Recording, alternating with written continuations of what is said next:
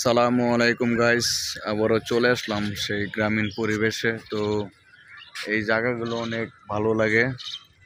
এই পাশে অনেক পানি জমে আছে, এগুলো হলো সব পানি। তো এগুলা এগুলো কি বলা হয়? কচুরিপানা। কচুরিপানা। এগুলো হলো ছোট কচুরিপানা। আর এই আমার সামনে আরো আছে, এগুলো হলো বড়ডি। এগুলা গরু গিলারও কাটতে কাটতে খাওয়া যায়, গরু এগুলা খায়। কিন্তু সেই গ্রামের যে দৃশ্যগুলো সেইগুলো ভোলা যায় না। তো ওই যে বৃষ্টির দিন আসলে আর কি একটু রাস্তাঘাট নষ্ট হয়ে যায়, তো আসা হয় না। অনেকদিন পরে আসলাম, তো ঘুরতে ঘুরতে সে গ্রামের যে স্মৃতিগুলা, সেই স্মৃতিগুলা মনে পড়ে।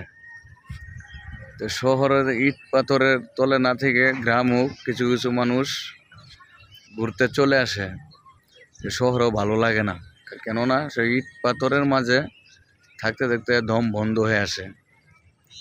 আশা করি আপনারা বুঝতে পারছেন, যারা যারা বাড়ি ঘরে যান না, তো যাওয়ার চেষ্টা করবেন। সেই গ্রামের যে দৃশ্যগুলো, সেই দৃশ্যগুলো তুলে ধরলাম। তো আশা করি আপনাদের ভালো লাগবে। তা আজ এ পর্যন্তই। আসসালামু আলাইকুম।